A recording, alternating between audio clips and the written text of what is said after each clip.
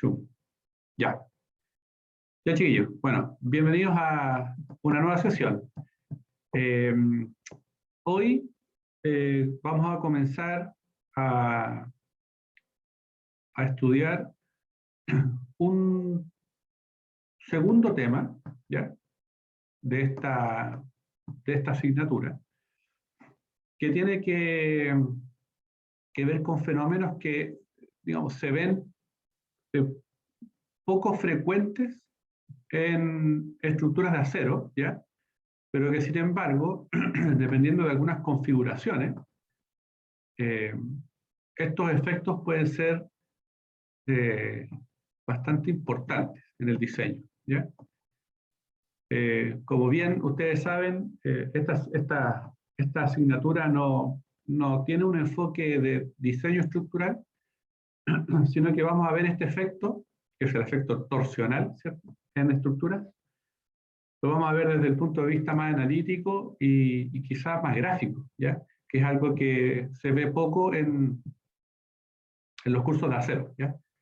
Gráfico en el sentido de que en algún momento vamos a querer ver cómo son las distribuciones de tensiones frente a los distintos fenómenos torsionales, ¿ya? ¿Ya? Entonces, antes de entrar a la definición de torsión y cómo vamos a empezar a desarrollar algunas ecuaciones torsionales, es importante recordar, porque esta lámina que yo estoy mostrando,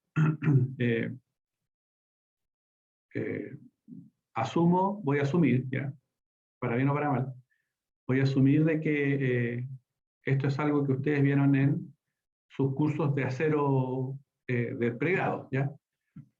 Y este concepto, que se relaciona con la definición del centro de corte, lo vieron justamente para al pequeño capítulo que generalmente uno dicta en el diseño estructural, ¿ya? Entonces, para comenzar, la definición de las cargas torsionales.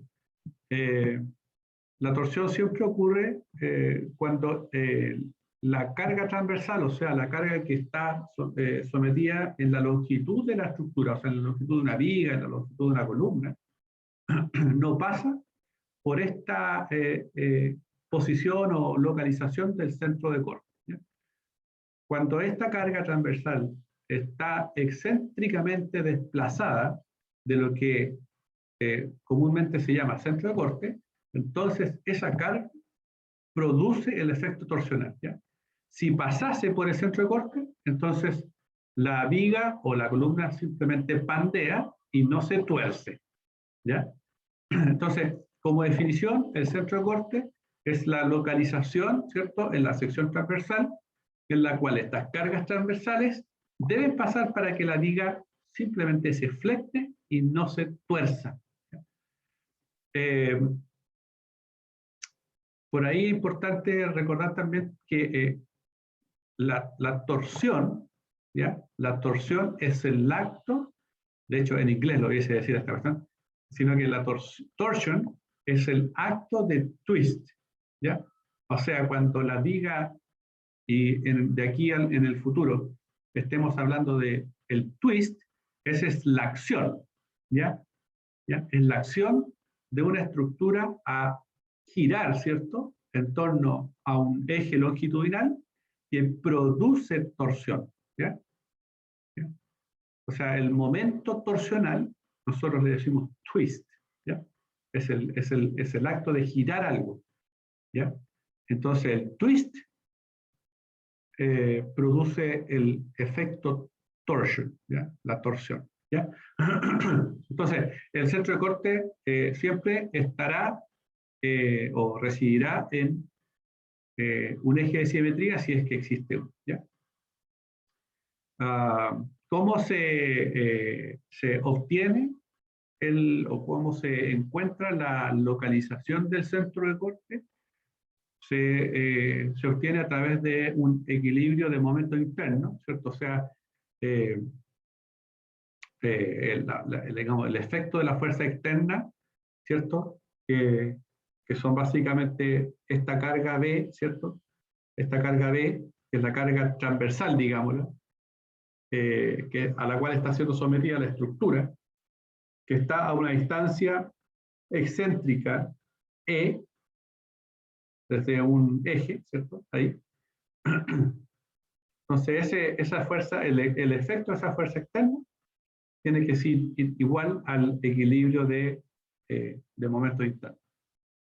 Así que en estricto rigor, esa carga B por E, ¿cierto? B por E, que es esa fuerza por la excentricidad, B por E, tiene que ser igual a la sumatoria de fuerzas por la distancia a un centro de rotación, ¿cierto? Que está justo en la intersección de la F1 y la F3, ¿cierto? Ahí. Bien, así que cuando se obtienen estos flujos de corte, que por ahí también eso es una cosa que debiesen haber visto en el pregrado, los flujos de corte y cómo obtener la sumatoria de flujos de corte por sección. Entonces obtienen la fuerza resultante F1, F2, F3 y calculan esta excentricidad, ¿cierto? Para calcular el centro de corte. Pero eso, bueno, no es materia de esta asignatura en particular. Pero por lo menos me gustaría creer de que algo de esto les suena, ¿cierto? De algún cálculo en el pregrado, ¿ya? De algún diseño en acero del pregrado, el centro de corte. ¿Bien? Así que dicho eso, ya asumimos de que el concepto de centro de corte, que no se evalúa en este curso, por si acaso, ¿ya? Que el concepto al menos de centro de corte ya está definido. Entonces ahora podemos pasar a la definición de la parte de torsión. Entonces, en este capítulo, ¿ya? de esta asignatura, vamos a ver, bueno, las cargas torsionales, vamos a definir y obtener, de hecho, ecuaciones que definan tanto el campo de formaciones y de tensiones para una sección sólida homogénea sujeta a una torsión. Los vamos a también definir para una sección abierta de pared delgada, ¿ya? Que es lo que se asemeja mucho más a un perfil de acero, ¿ya? Vamos a definir lo que es la torsión pura y la torsión por alabeo, ¿ya? El warping es esa deformación lateral que produce la torsión, ¿ya? Que se llama warping. Vamos a ver algunos estados tensionales, ¿cierto? Bien gráfica va a ser esta parte, la parte de cómo visualizar las tensiones por pandeo y por torsión. Vamos a definir, bueno, la ecuación diferencial. Siempre estamos tratando de llegar a esa parte un poquito más analítica del problema, de una solución homogénea, la particular, y una solución particular para un par de casos de cargas transversales, ¿ya? Y luego vamos a definir las condiciones de borde torsionales y las condiciones de continuidad para un problema torsional, ¿ya? Profe, bueno, ya. Ok. Bueno, entonces, nosotros decimos que la torsión siempre ocurre cuando esta carga transversal no pasa por la posición del centro de corte. Pero ¿qué pasa cuando tenemos por ejemplo, una sección abierta, ¿cierto?, con doble eje de simetría? ¿Qué pasa? Entonces, el centro de corte está localizado, para este caso, de perfil con doble eje de simetría. El centro de corte coincide, ¿ya?, con el centro de gravedad de la sección transversal.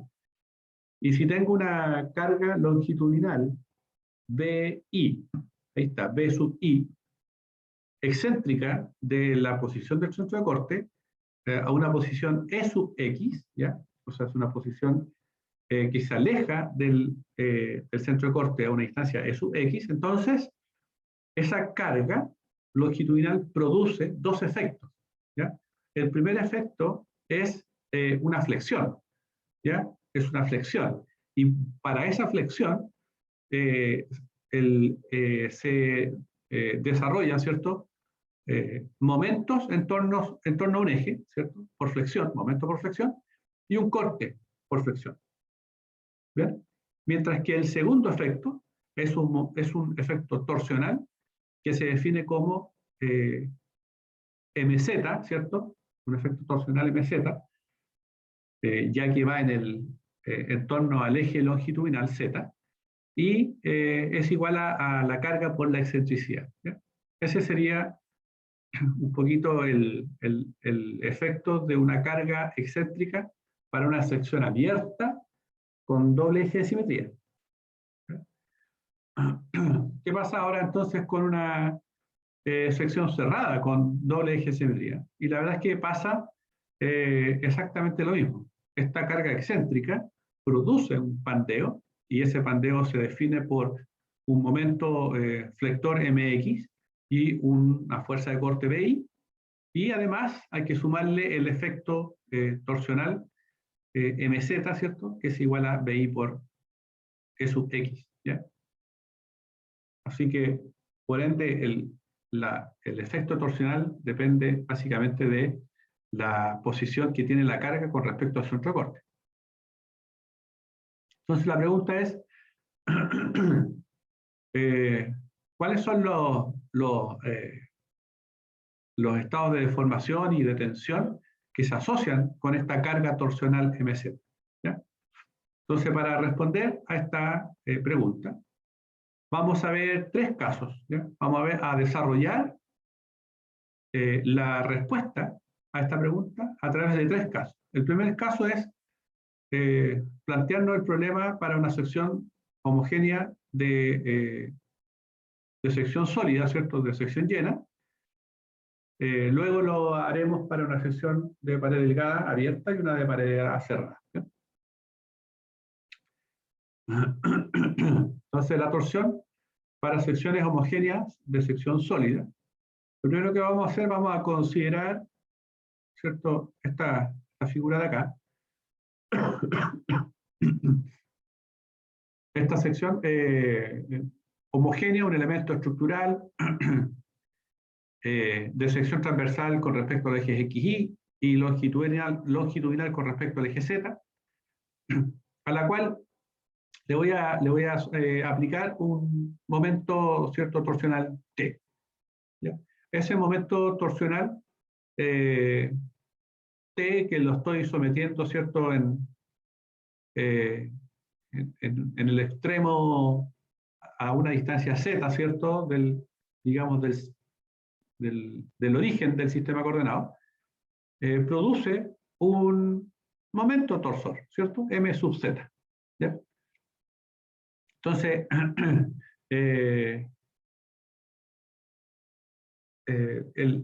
la sección transversal de este elemento sometido a la torsión se deforma en el plano, ¿ya? Y esa deformación se asocia a una rotación. Y esa rotación se conoce como el ángulo de rotación, y la vamos a escribir a través de la letra griega phi. ¿Ya? O sea, es la sección transversal la que se deforma a través de una rotación en torno al eje Z, y esa rotación la denominaremos ángulo de rotación phi. ¿Bien? Por supuesto que el ángulo phi está referido a la posición inicial de la sección transversal, sin el momento torsor aplicado. ¿Ya? Entonces, las suposiciones que vamos a nosotros a mantener para este tipo de problemas es que no tendremos, para este caso, deformaciones fuera del plano que se conocen como alabeos. ¿Ya? Vamos a asumir de que esta rotación de la sección transversal ocurre solamente en el plano de rotación y no fuera del plano de rotación, y eso se conoce como el warp. ¿Sí? Así que las secciones planas se mantienen planas luego del twisting, ¿cierto? De la acción de rotar. Esta suposición es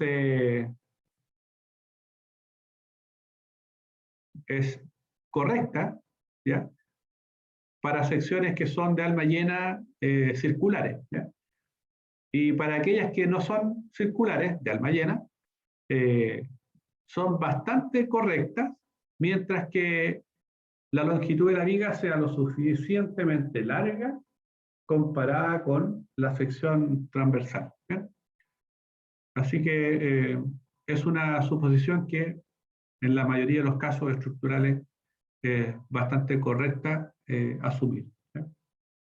De nuevo, estamos en el caso de secciones transversales de alma llena, ¿ya? Así que a una posición entonces, digamos, en un plano de la sección transversal a una distancia z, se deforma un ángulo phi, ¿cierto?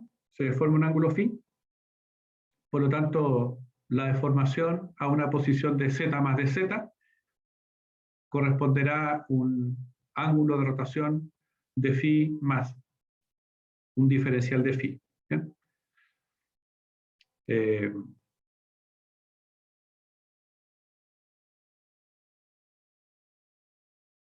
La rotación relativa entre la posición z y la posición z más de z, por supuesto, es el incremento en el diferencial de giro, ¿cierto?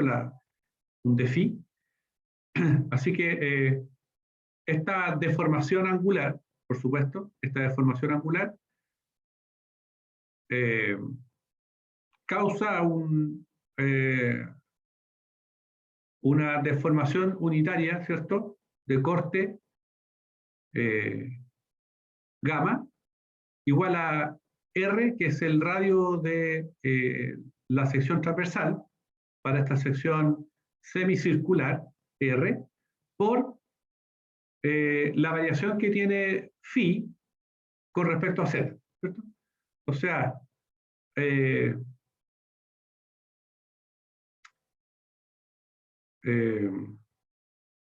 físicamente esta cuestión se describe como, fíjense, el gamma, descrito aquí con unas líneas verdes. Yo estoy viendo este monito por si acaso, ¿ya? Con las líneas verdes, desde la posición Z hasta la posición Z más dz, el gamma aumenta y aumenta con respecto a la velocidad en que varía el ángulo phi con respecto a z. ¿Ven? Así que el gamma S es igual a esta, bueno, la relación está relativa, ¿cierto? El de phi. El gamma entonces va a ser un R por de phi de z. ¿Bien? ¿Quién es R? Bueno, esta distancia radial, ¿cierto? O medido desde el centro de corte, o sea, desde el centro de torsión, o sea, el eje longitudinal, ¿ya? Si yo multiplico este gamma por el módulo de corte, entonces podemos sostener nuestras tensiones de corte, producto de la torsión, igual a gamma por G, gamma por G. O sea, esta gamma es un esfuerzo, es una deformación unitaria, ¿cierto?, al corte gamma por el módulo de corte G me entrega el nivel tensional, sigma. No, esta no se llama sigma. ¿Cómo se llama esta letra? Esta se llama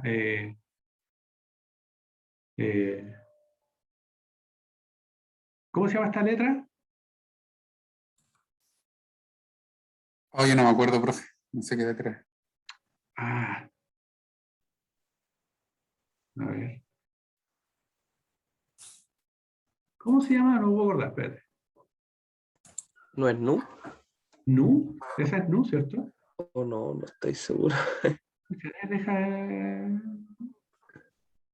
¿Dónde estás? Parece que. Nu no es mu. No sé si es Mu es nu la o otra. epsilon. No, parece que es epsilon. No, pues epsilon es la E, po. Pero en minúscula, no, nada que ver. Es la E chiquitita. Nu, no, está bien. Sí, es nu. Nu. Nu con N. Nu con N.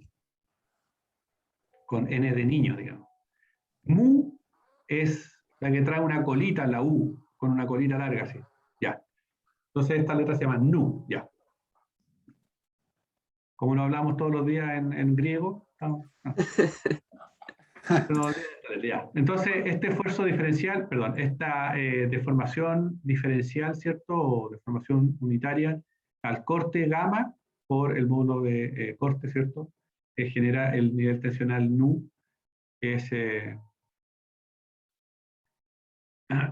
que si lo multiplicamos por, ¿cierto? El diferencial de área, nos entrega la fuerza de B, que es igual a nu por dA. ¿Ya? De B. Bien. Entonces, el momento torsor, ¿cierto? Momento torsor en una superficie diferencial de área, ¿cierto? Nosotros acabamos de obtener el dB, que era el nu por dA, ¿ya? El nu por dA. El momento torsor entonces va a ser esta fuerza dB por la distancia r, ¿cierto? R por dB.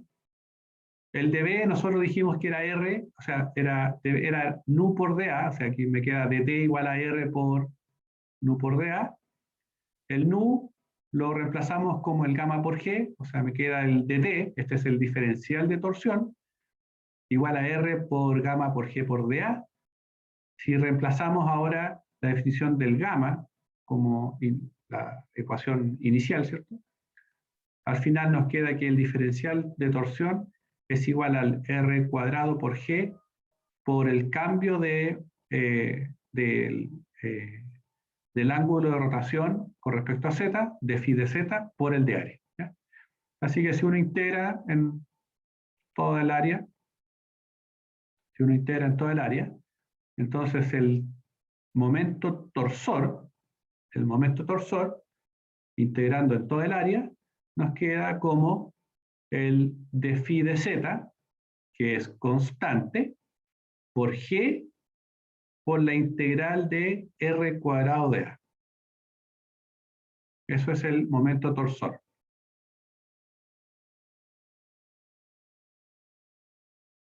El momento torsor.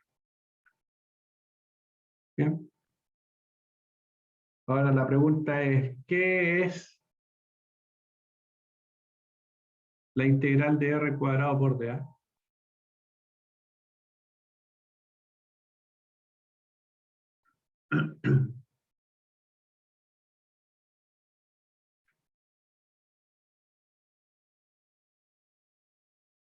¿No? La integral de R cuadrado por dA.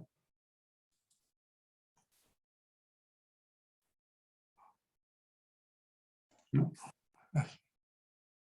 ¿No? O sea, no Me es, suena, pero no me acuerdo. No me acuerdo. no es Momento de inercia polar. Ah, la inercia, ahí está. la inercia, ¿o no? Momento de inercia polar. Momento de inercia polar. ¿Cómo se calcula el momento de inercia polar?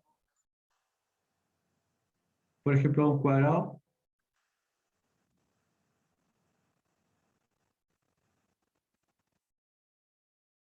Una sección cuadrada, A por A. ¿Cuánto es el momento de inercia polar? En torno al centroide.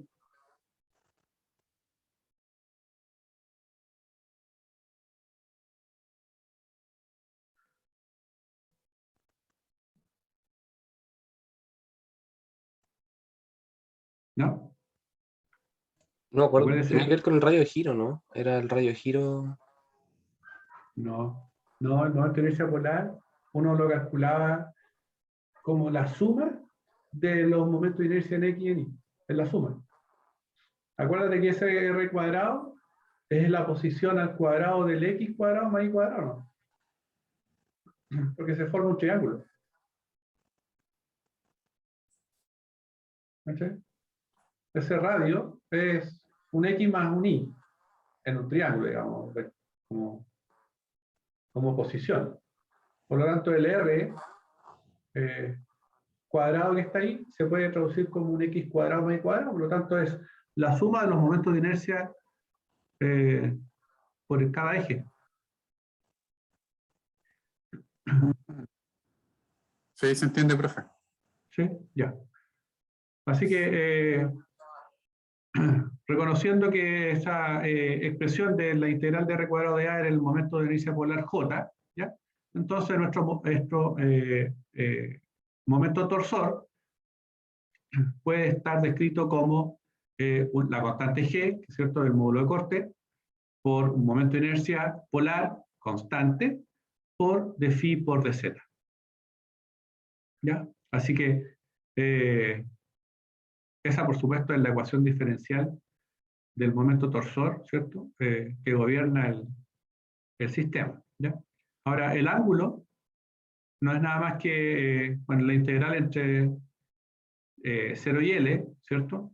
Acuérdense que el ángulo varía con respecto a z, por lo tanto, si integro entre 0 y L, que es la longitud del elemento estructural, entonces me queda que el ángulo phi es igual a T por L sobre G por J. En este caso, por si acaso, este es el caso de un momento torsor de un elemento estructural de alma llena que está fijo en el origen y gira en el extremo opuesto, ¿ya?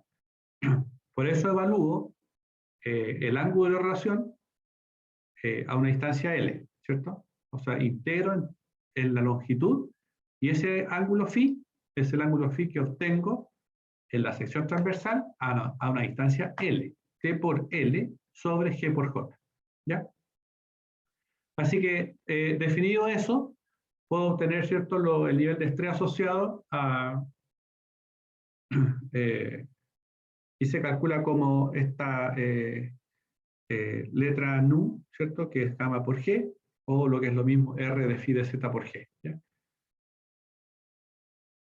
Finalmente, el nu, que es el esfuerzo de corte, ¿cierto?, torsional, es igual al momento torsor por R sobre J. ¿Ya?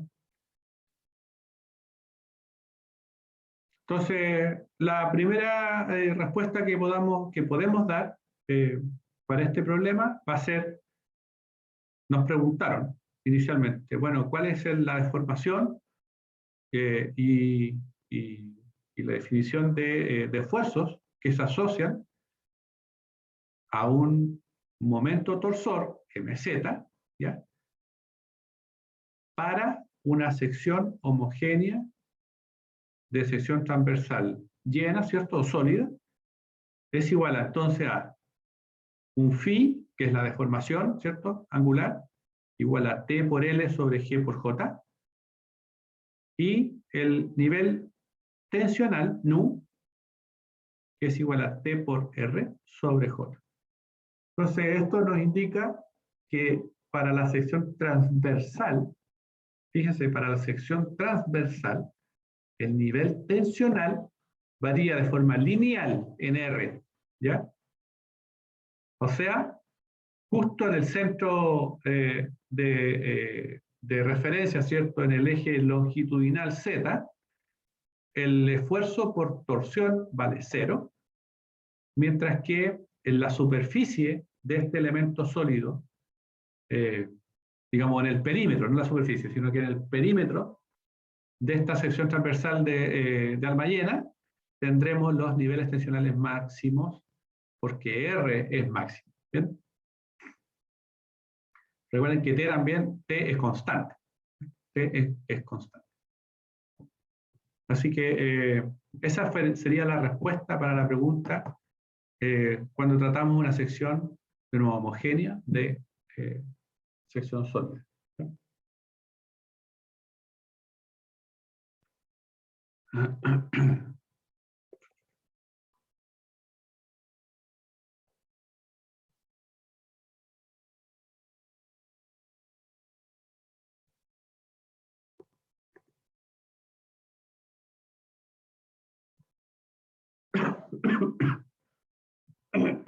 Ya.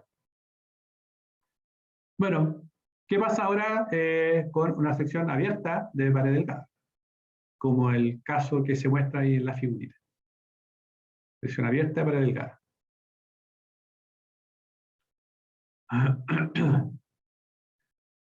Bueno, para este caso, la respuesta hay que dividirla en dos partes. ¿Ya? Y se divide en dos partes porque hay dos efectos torsionales a los cuales estas geometrías pueden estar afectas. ¿Ya? La primera es, bueno, la rotación de la sección plana, ¿cierto? En el plano, o sea, de la sección transversal en el plano, que se llama phi, que ya la describimos en la sección anterior. ¿Ya? Y además puede haber un desplazamiento lateral fuera del plano, que produce una deformación fuera del plano, que se llama alabeo en español o warping en inglés. ¿Ya? El warping nosotros lo entenderemos como esta deformación fuera del plano que produce un desplazamiento lateral de, en particular, las alas. ¿Bien? Ese es el warping, un desplazamiento lateral que produce una deformación fuera del plano. ¿Ya? Entonces, esta sección, ¿cierto? De pared delgada, ¿cierto? Abierta de pared delgada, está sometida a un momento torsor, que está ahí representada por una flecha, ¿cierto? En color rojo. Eso es un momento torsor. MZ, ¿cierto? Que está con respecto al eje longitudinal Z, produce una deformación en el plano angular phi, ¿ya? Que la podemos describir con las ecuaciones que vimos en la sección anterior, y además produce esta deformación, ¿cierto? Del alabeo, en donde el ala superior, fíjense, el ala superior se desplaza, ¿cierto? Fuera del plano, de forma contraria a cómo se deforma el ala inferior, que también se desplaza fuera del plano, pero en la dirección contraria. ¿Ya? Ese efecto se llama alabeo.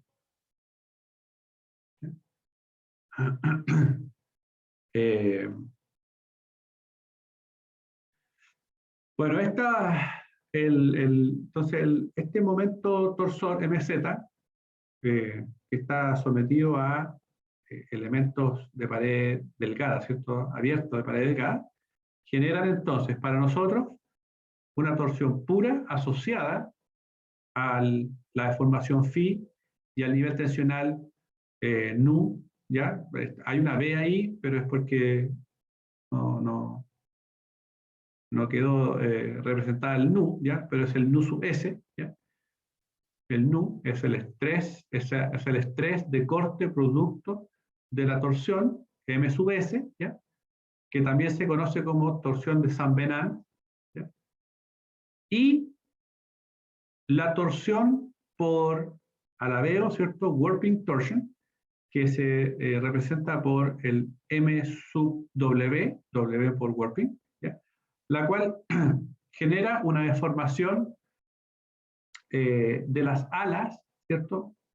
Este desplazamiento lateral, U sub F, ¿ya? Ahí está, U sub F, que es un desplazamiento lateral de la posición del ala con respecto a la posición original, y a la cual se asocia un estrés por alabeo y un estrés normal por alabeo. ¿Bien? O sea, aquí no alcanza a verse bien, pero es un B sub W, ¿ya? Un B sub W y una tensión normal F del ala por el alabeo. ¿Bien?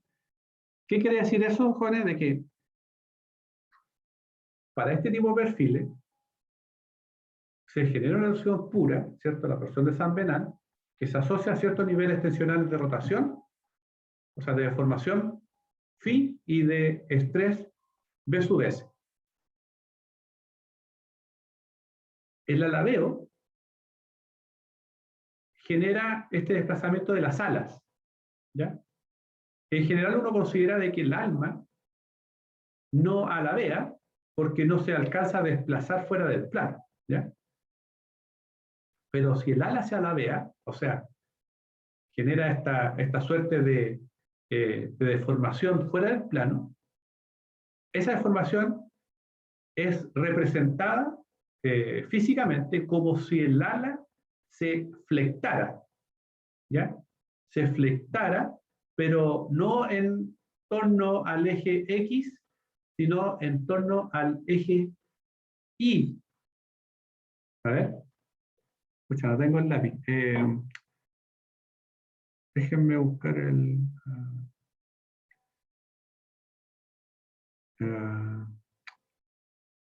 aquí, a ver.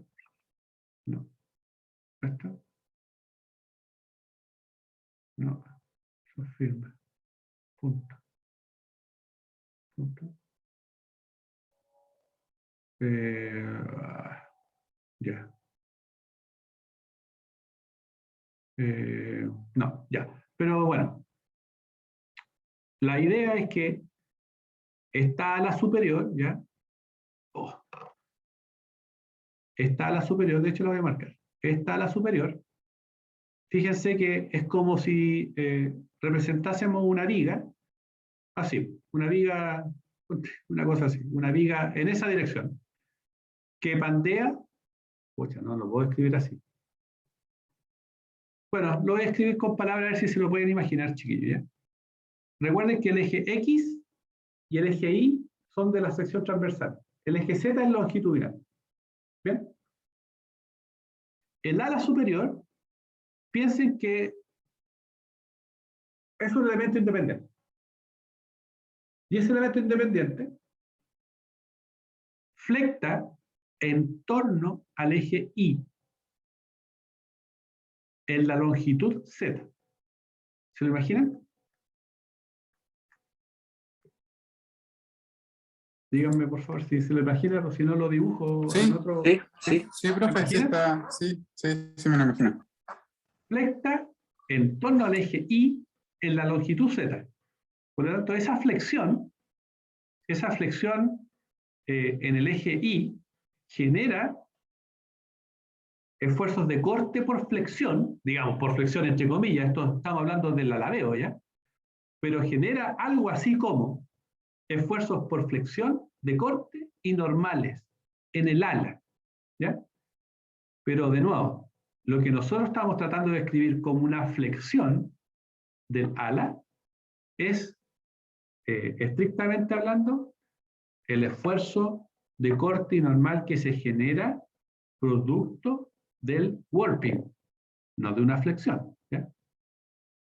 Lo que pasa es que es muy parecida la situación física, ¿ya? Entonces, de nuevo, elemento de pared delgada, abierta de pared delgada, dos efectos producen en los momentos torsores. La torsión de San Venant, o sea, la torsión pura, asociada a phi y a nu sub s, y un alabeo, ¿cierto?, que se asocia a deformación lateral de las alas, u sub f, y a esfuerzos, B sub W, esfuerzo de corte, y esfuerzo normal en el ala, ¿ya? Así que bueno, vamos a verlo ahora. Entonces, para las secciones abiertas para delgadas, que están sujetas a efectos torsionales, ¿cierto? Los esfuerzos de corte y normales totales serían, ¿cierto?, la suma que produce el momento puro, ¿cierto?, el momento torsor puro de San Venant, más el efecto que produce el momento por warping o por alabeo, ¿ya? Así que en las tensiones normales, nosotros tenemos las tensiones por pandeo, puro, ¿cierto?, solamente por pandeo, tensión normal, puro, y la tensión normal por alabeo, y el esfuerzo de corte total será el esfuerzo de corte por pandeo, ¿cierto?, por flexión, más el efecto de corte por torsión pura, ¿cierto? O el esfuerzo de corte de San Venant, más el esfuerzo de corte por warping. ¿Bien?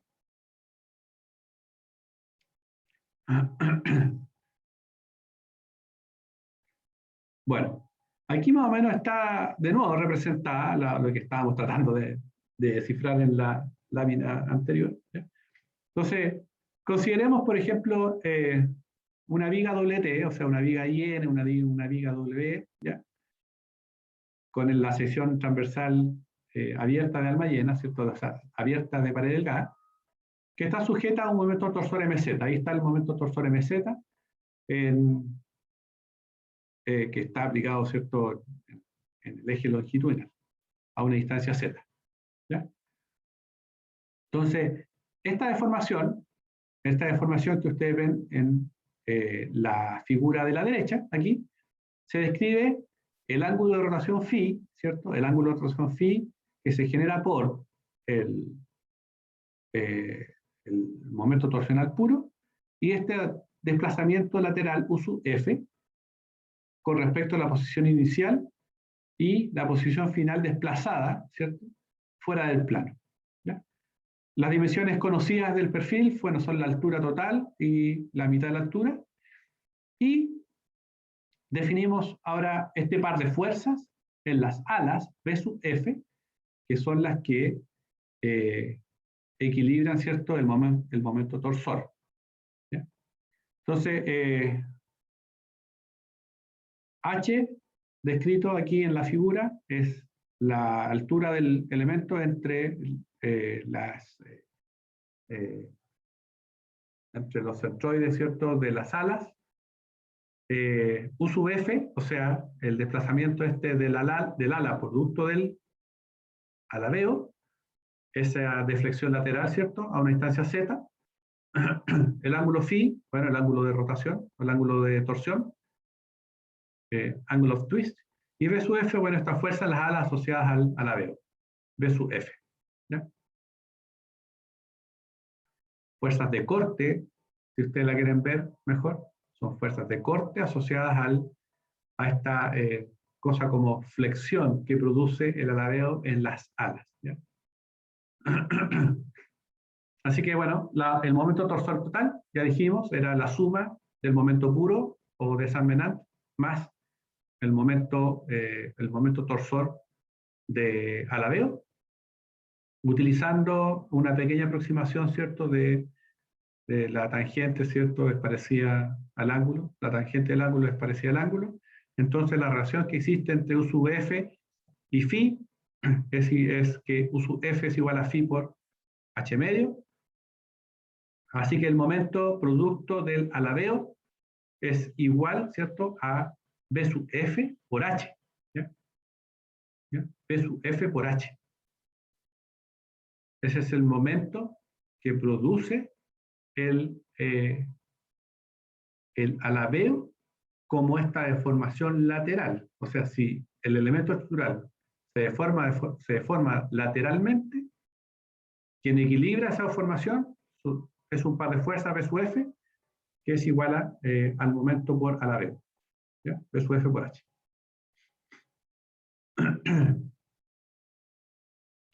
Luego, utilizando, ahora viene un poquito más explícita esta visualización de la deformación que produce el alabeo en las alas, que se asemeja a una flexión de viga, ¿ya? Entonces, asumiendo eso, el momento por alabeo puede ser descrito a través de la ecuación, ¿cierto?, típica de viga, como el producto del módulo de elasticidad por el momento de inercia del ala. Fíjense, esto es menos E por I, o sea, pero el I del ala, por lo que para nosotros era la deformación de la viga, ¿cierto? La deformación, el D cuadrado I sobre, o sea, perdón, D claro, era un d cuadrado i sobre dz cuadrado. Para nosotros ahora es un d cuadrado u sub f sobre dz cuadrado. ¿Bien? Esto que está aquí es la descripción ya matemática de pensar de que el ala se deforma como una viga. ¿Ya? Así que, reconociendo que el B sub F es el corte en el ala que se asocia al panteo, entonces derivo esta expresión y me queda que B sub F es igual a menos E por I sub F, tercera derivada de U sub F sobre Z cuadrado. ¿Ya? Ahora, el momento de inercia del ala, ¿cierto? En muchas ocasiones puede ser descrita como el momento de inercia con respecto al eje Y dividido en 2, si es que no consideramos la contribución del alma. ¿Ya? Es una buena aproximación para algunos problemas en que requiere ser resuelto de forma un poquito más rápida. ¿Ya? Si sustituyo la ecuación D en la ecuación B, entonces me queda que el momento producto del alabeo, ¿cierto? Es menos E por I sub F H, la tercera derivada de esta expresión.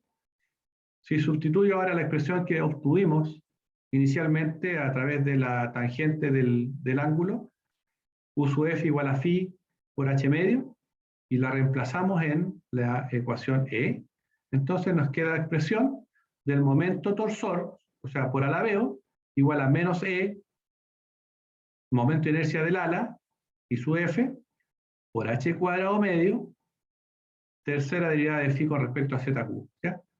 Ahora, la expresión de I sub F por H cuadrado medio, la expresión de I sub F, que está aquí, por H cuadrado medio, se conoce como la constante torsional de alabeo, C sub W. ¿Ya? C sub W. Así que el momento producto de alabeo para nosotros será menos E constante, C sub W constante, por la tercera derivada de phi con respecto a Z. ¿Bien? Esta expresión, la expresión F, fue desarrollada, o sea, la hemos desarrollado pensando simplemente en un par de cosas. Primero, el ala deforma y esa deformación produce una flexión. Eso es lo que estamos asumiendo. El ala deforma por warping, por alabeo, y esa deformación genera una flexión. Y esa flexión, o sea, el momento por warping, se equilibra con un par de fuerzas en las alas, ¿ya? Por una distancia en la altura de las alas. Ese equilibrio se produce en particular para este caso que estamos desarrollando, ¿ya? Para una sección abierta, ¿cierto? Con alas paralelas primero, las alas están paralelas, o sea, no tengo un perfil con alas distorsionadas, ¿cierto? O otro tipo de estructura, sino que es de alas paralelas y además que son alas iguales, ¿ya? O sea, un perfil simétrico. En pocas palabras, es un perfil con doble eje de simetría. ¿Ya?